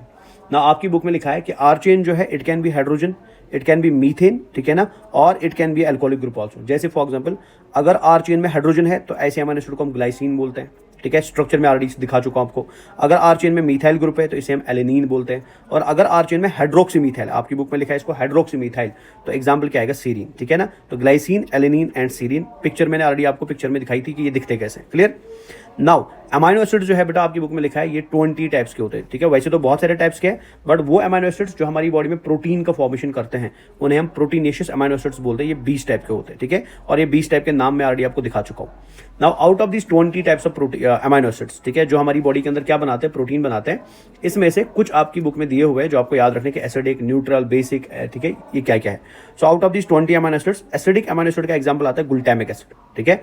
Acidic amino acid का एग्जांपल आएगा ग्लूटामिक एसिड। तो मैंने वैसे दो एग्जांपल्स दी थी, aspartic acid and glutamic acid, आप याद रखिए they are both acidic amino acids. Neutral amino acid का एग्जांपल आता है वैलीन, बेटा तो valine is a neutral amino acid, ठीक है। बेसिक अमीनो एसिड का एग्जांपल आता है लाइसिन, लाइसिन एक बेसिक अमीनो एसिड है, ठीक है। और एरोमेटिक अमीनो एसिड में आता है tyrosine, phenyl alanine and tryptophan, ठीक है। तो आपको इनका स्ट्रक्चर भी पता होना चाहिए, वेरी वेरी इंपॉर्टेंट इनका स्ट्रक्चर, ठीक है। तो acidic amino acid is glutamic acid, neutral amino acid is valine, ठीक है ना।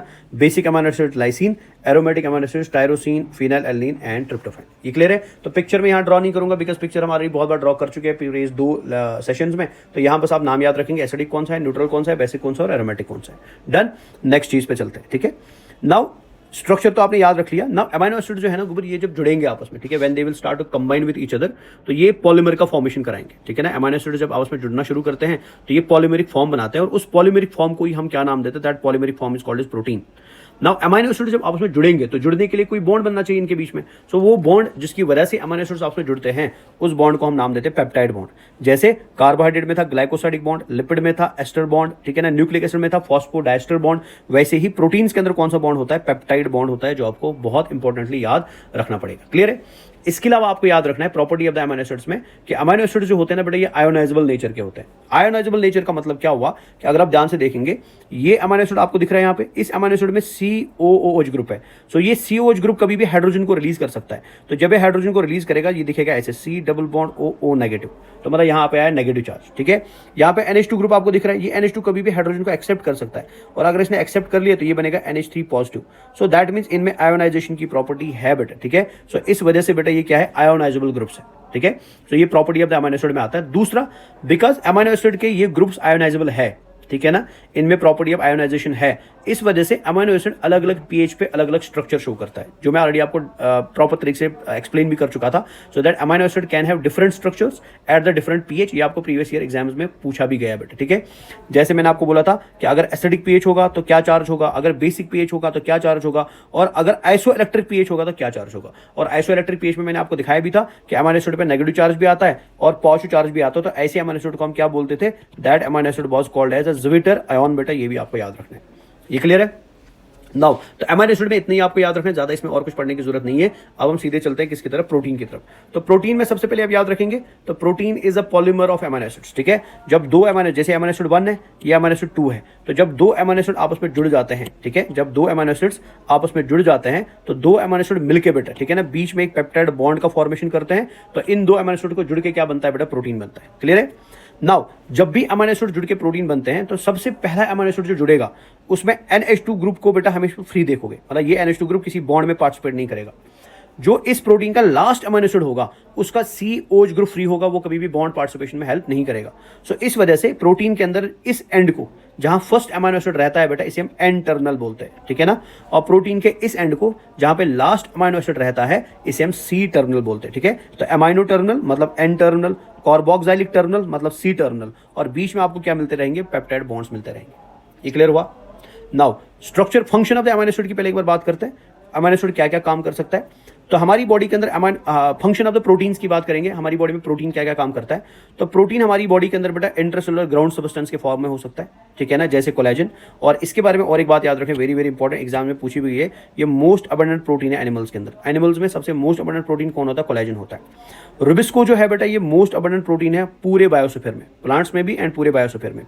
हमारी बॉडी में प्रोटीन एंजाइम का काम कर सकता है, जैसे ट्रिप्सिन, हार्मोन का काम कर सकता है, जैसे इंसुलिन, ठीक है। ये हमारी बॉडी में इन्फेक्शंस को रोकने का काम करेगा, ठीक है, हमारी बॉडी के अंदर इन्फेक्शंस के खिलाफ लड़ेगा, ठीक है, जैसे एंटीबॉडीज हमारी बॉडी में होती है।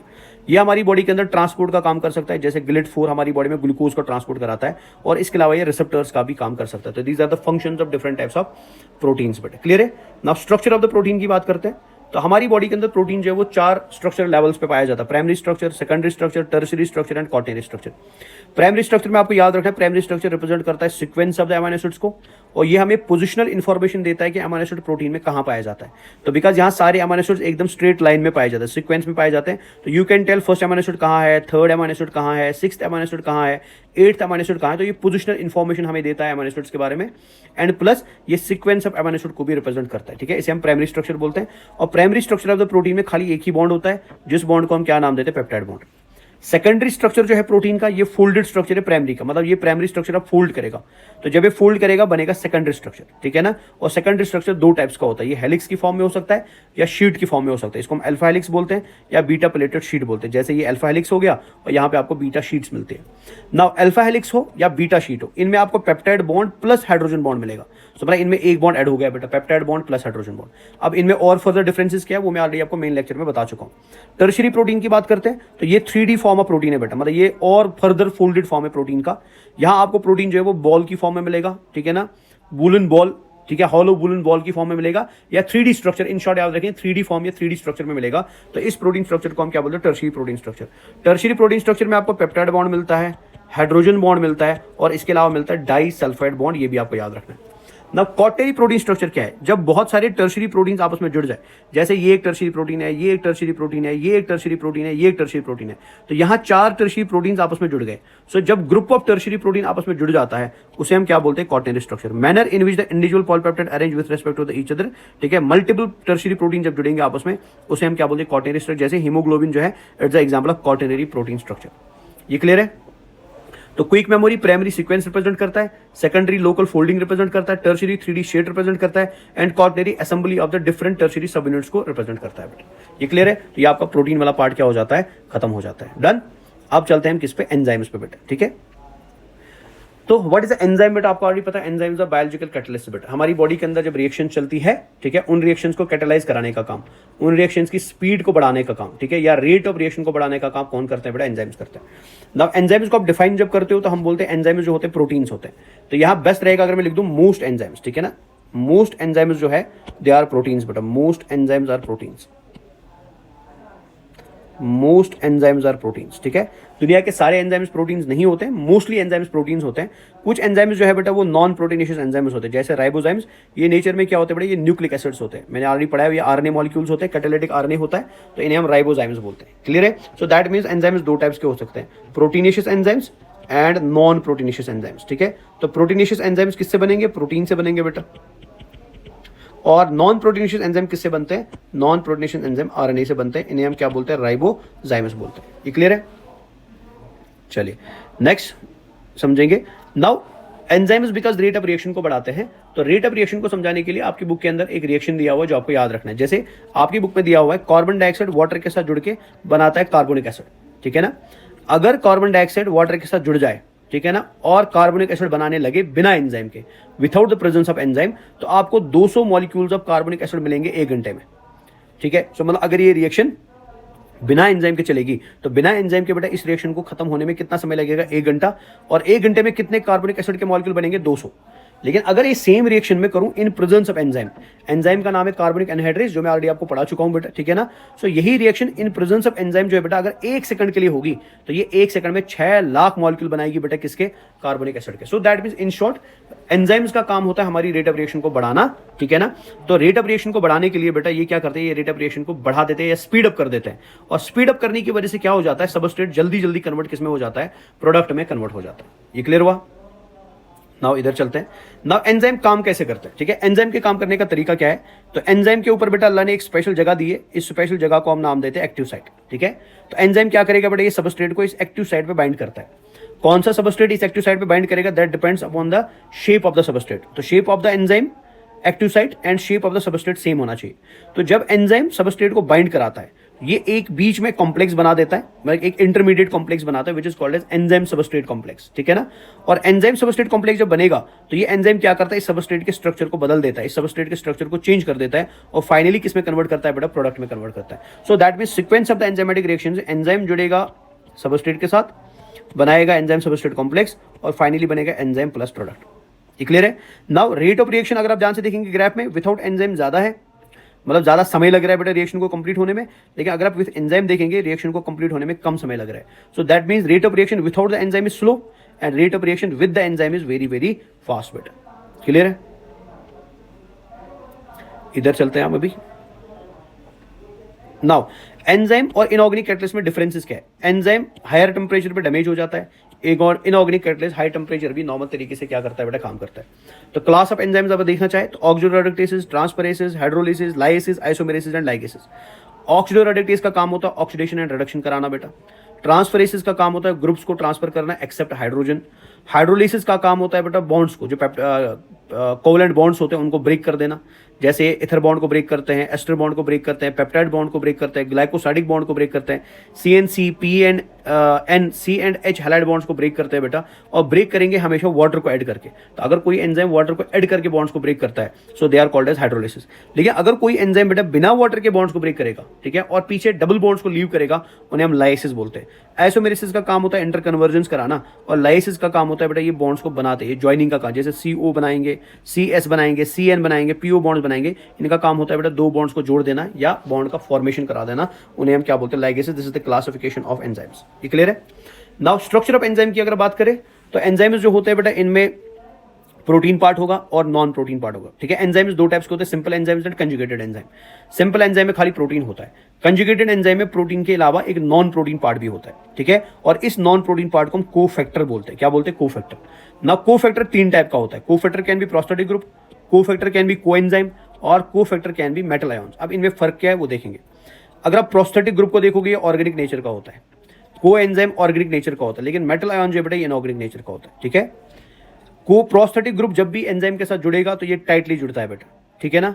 को एंजाइम बेटा टाइटली नहीं जुड़े, लूजली जुड़ता है, ये जुड़ेगा और फिर वापस रिलीज होगा। और मेटल आयन जो बेटा ये कोऑर्डिनेशन बॉन्ड के फॉर्म में जुड़ जाता है। अगर आप प्रोस्टेटिक ग्रुप का एग्जांपल देखना चाहे तो हीम एक प्रोस्टेटिक ग्रुप है बेटा, किस एंजाइम का? पेरोक्सिडेज एंड कैटलेज का। कोएंजाइम का एग्जांपल देखना चाहिए, NAD is a coenzyme and NADP is a coenzyme, जो नियासिन से बनाए जाते हैं, विटामिन नियासिन से बनाए जाते हैं, ठीक है। और मेटल आयन में अगर आप देखना चाहते हो Zn2+ मतलब जिंक जो है बेटा इट इज अ कोफैक्टर, और मेटल आयन कोफैक्टर बेटा किसका?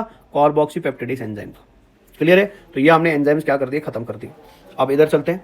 नाउ एंजाइम्स इफेक्ट हो जाते हैं by temperature, by pH and by substrate concentration. तो इसमें आपको क्या याद रखना है, जब भी आप टेम्परेचर को इंक्रीज कर देते हो तो एंजाइम का स्ट्रक्चर खत्म हो जाता है, वो डिस्ट्रॉय हो जाता है। जब भी आप टेम्परेचर को डिक्रीज कर देते हो तो एंजाइम जो है ना बेटा वो इनएक्टिवेट हो जाता है। सो दैट मींस बेटा एंजाइम की जिंदगी में एक इंटरमीडिएट टेम्परेचर होगा, जिस इंटरमीडिएट टेम्परेचर पे ना तो इसके लिए टेम्परेचर ज्यादा है ना तो इसके लिए टेम्परेचर कम है। सो इस टेम्परेचर पे आपका एंजाइम अपनी जिंदगी का बेस्ट काम करेगा, और इस टेम्परेचर को हम नाम देते हैं ऑप्टिमम टेम्परेचर। सो आपसे कोई पूछे व्हाट इज ऑप्टिमम टेम्परेचर, तो optimum temperature is the maximum temperature that is to be given to enzyme बेटा, जिस टेम्परेचर पे आपका एंजाइम जो वो क्या करेगा, बेस्ट काम करेगा, बेस्ट रेट ऑफ रिएक्शन दिखाएगा, उसे हम ऑप्टिमम टेम्परेचर बोलते हैं। क्लियर है? जब भी आप ऑप्टिमम टेम्परेचर से नीचे जाओगे तो एंजाइम इनएक्टिवेट हो जाएगा, जब भी आप ऑप्टिमम टेम्परेचर से ऊपर जाओगे एंजाइम का स्ट्रक्चर डिस्ट्रॉय हो जाएगा। दोनों केसेस में एंजाइम रेट ऑफ रिएक्शन को क्या कर देगा, डिक्रीज कर देगा, ठीक है।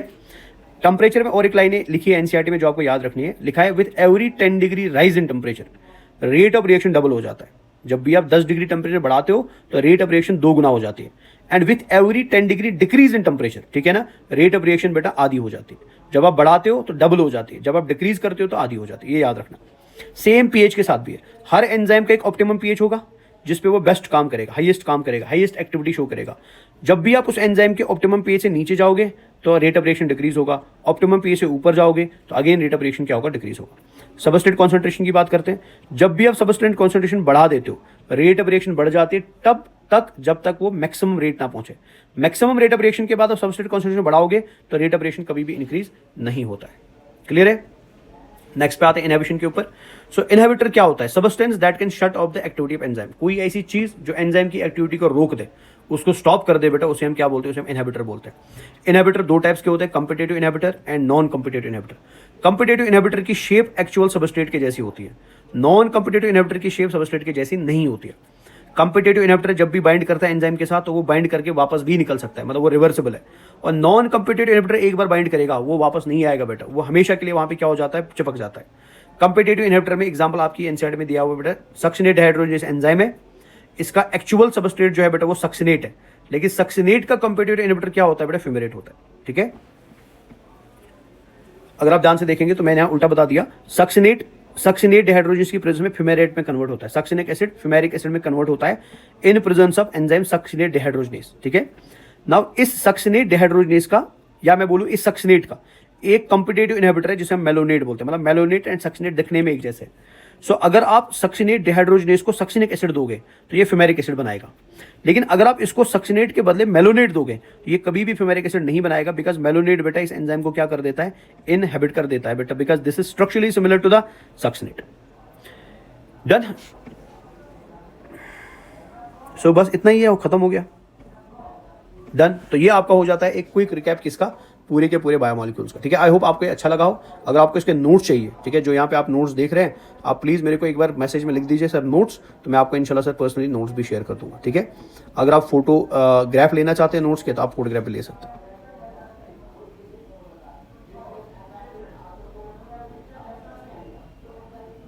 चलिए, थैंक यू सो मच है। अब नेक्स्ट चैप्टर जो आने वाला है, that's going to be breathing and exchange. उसमें भी हम सेम तरीके से पढ़ेंगे, पहले डिटेल पढ़ेंगे, फिर एनसीईआरटी की रीडिंग करेंगे, और फाइनली उसका भी हम क्या करेंगे, माइंड में पढ़ेंगे, ठीक है।